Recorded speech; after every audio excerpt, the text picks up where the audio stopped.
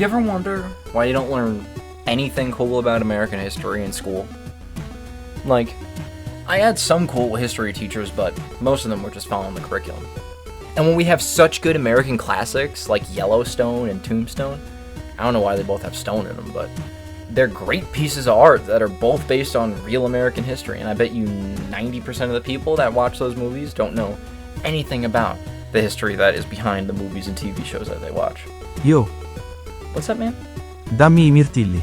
Oh, okay. Voglio passare ai cibi integrali. We can't go to Whole Foods right now, buddy. Want to say hi to the camera? Hello. You're such a good actor.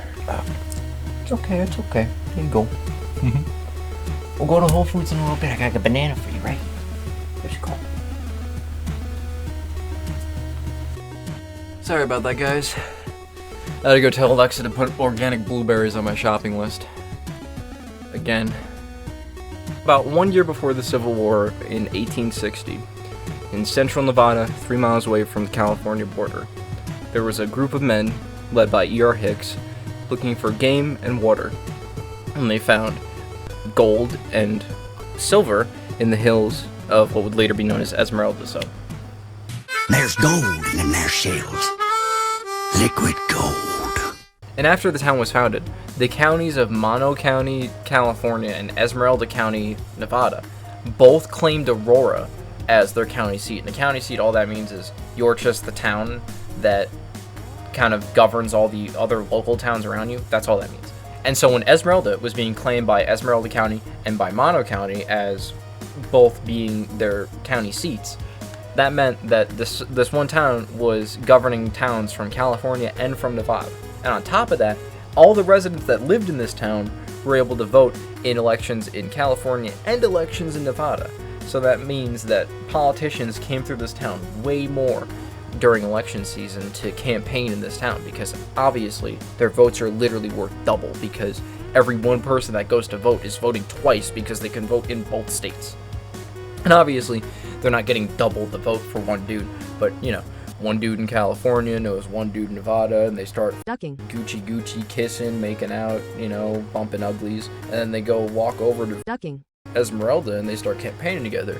Their votes, you know, they can campaign together, and it's worth a lot more of their time, because this guy can get votes and this guy can get votes, even though they're from different states. Alright, you follow me? You get it? You done? Finally, after a year of dual citizenship, bull carp, in 1861, the same year where the population had grown to about 1,400 people, the Sagebrush Survey was conducted, and that approximately stated that indeed Esmeralda was in Nevada. So that meant that Esmeralda County was finally able to claim Esmeralda as their county seat. In the same year, September 9th, the post office was opened, and as many as 17 mills were up and running around its infancy. Now this has nothing to do with gold or anything to do with the town really, but this is just a really cool article that I found. It's from the Esmeralda News in 1862 from a website called ForgottenNevada.org. If you want to check them out. Really cool website. Got a lot of information for this video from them. Rah! While Mr. Reynolds, a very highly respectable citizen of this place, was coming from Walker's Meadow to Aurora a week ago last Sunday, an Indian calling himself a Californian, armed with a rifle, fell in and traveled some distance with him. He spoke very good English and avowed his friendship toward the whites and his animosity towards those Indians who persist in a continuation of the present war troubles on Owens River. While thus traveling and talking to divert the attention of Mr. R., he instantly sprang to one side, leveled his gun, and shot at him, the ball taking effect in Mr. R's mouth, knocking out several teeth and carrying away a portion of his upper lip. This prostrated him to the ground, but he immediately recovered and shot at the retreating Indian with his revolver to no effect. The Indian, however, commenced reloading his rifle, and Mr. R, realizing that the Indian could outrun him and shoot at a much longer range, crossed the Walker's River and recrossed several times as he wended his way to the residence of Mr. March, a distance of 5 miles. The Indian, however, by some means overtook and fired again at Mr. R, the ball taking effect in the left shoulder, causing a severe flesh wound. Mr. R then escaped without any further injury, and is now doing well under the care of his surgeon, Dr. Sill. Subsequently, the facts as above related were communicated to Lieutenant Noble by a special messenger, and at 2 o'clock of the morning of the 5th, he repaired to the scene of trouble, where Mr. Marsh held as hostages 2 other Indians, and had sent the third to inform the tribe that if they did not give up the renegade Indian, they would be held to answer for the crime. But by some means not yet learned by me, they escaped. And this is, so far, the last that has been heard of the Indians in that quarter. Yeah, same. And even though this has really nothing to do with gold, this really does give you a good idea of the time period we're looking at. And in the same year that letter's from, in 1862, at the age of 27, Mark Twain, the same Mark Twain that wrote Tom Sawyer and Huckleberry Finn, arrived at Aurora. And he arrived there to work as a miner. And when that didn't work out, he started working in some of the stamp mills for a little while, but that didn't work out either. And so he started writing letters from a dirt-floored shack that he had shared with a friend and some prospectors. And a quote from him here says that, "We lived in a little cabin and cooked for ourselves, and altogether it was a hard life, though a hopeful one." Mark Twain, Roughing It. Throw up Exhibit A, please. Thank you. That right there is Mark Twain's cabin from Aurora, Nevada. As you can see, it says it right there. And right under that it says, the book Roughing It, which is what the last quote was from, was written in that exact cabin. Well, wouldn't you know, he didn't write the book in that cabin, nor did he even write the book in Aurora. Even then, the whole thing, I'm pretty sure, was just a publicity stunt for the town to just sell Mark Twain souvenirs. And all that ultimately, you can get your fucking hand out of here. All that ultimately led to people coming and, buying some souvenirs and having a couple of drinks in the town. The town's 20 saloons.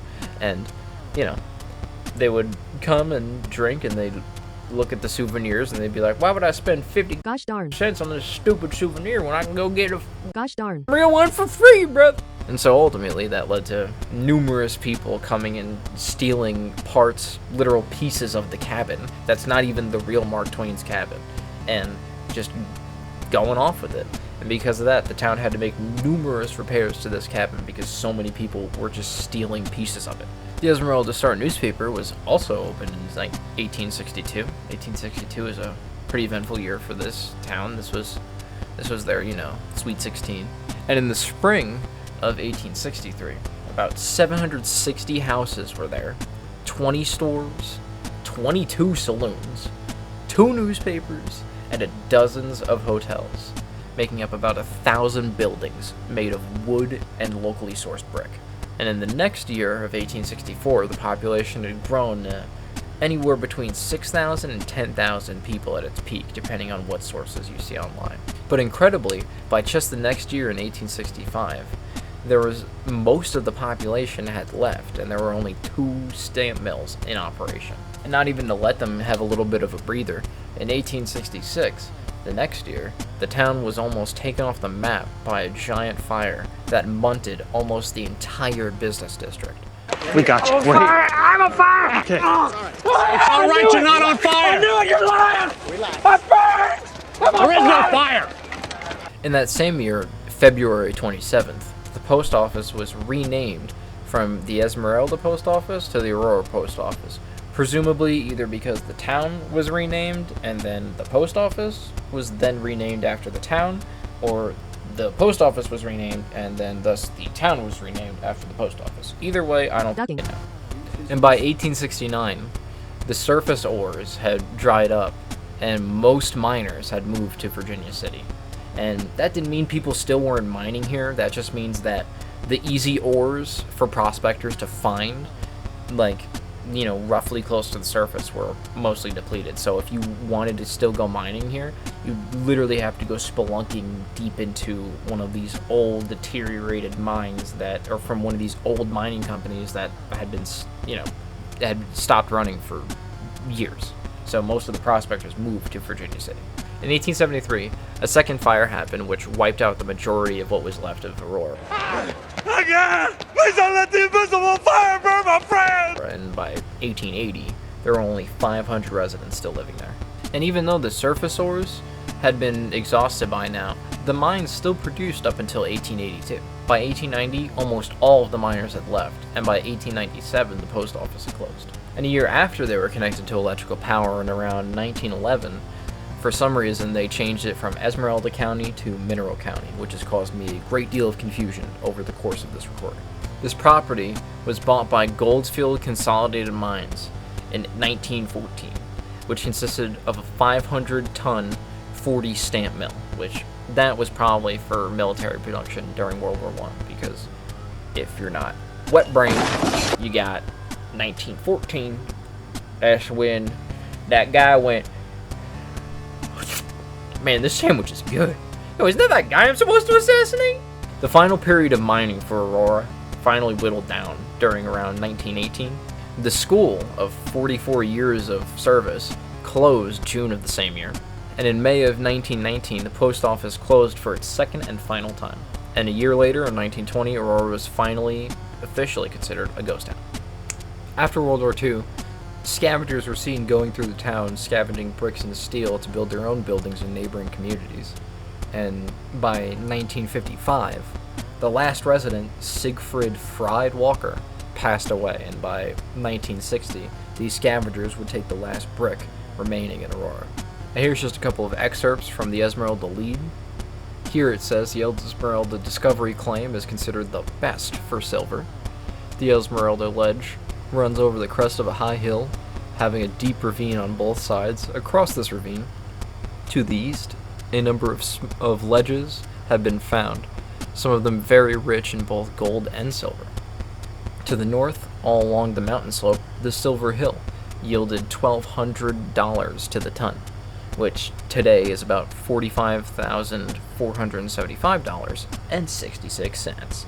After Aurora had become a ghost town, the county had moved Mark Twain's cabin from Aurora, Nevada to Reno, Nevada, just north of it, out of fear of losing it to more scavengers. It stood there for 50 years, and it stood there for 50 Gosh darn. years until souvenir hunters, little by little, took piece by piece of this fake Ducking. cabin until there was nothing left. So the only Ducking. building that that means that the people at Aurora County put this Ducking. building on a Gosh darn. truck, put that shit Chip. on a highway, drove it out to fucking Reno, Nevada, and they were still Duckers. coming up and being like, yo, I gotta steal something from that fake cabin.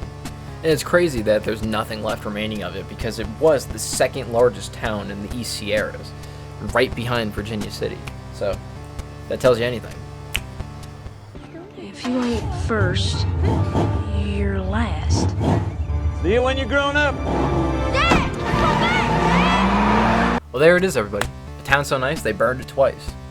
And thank you, really, for watching this video. This is the first one that I've really tried to put together and make into a real project, so thank you for sticking all the way to the end. And if you've watched this long, it'd be really nice if you could hit those positive reinforcement buttons down below on your Doom brick. That'd be really cool. And other than that, just thanks for watching again, and have a great day.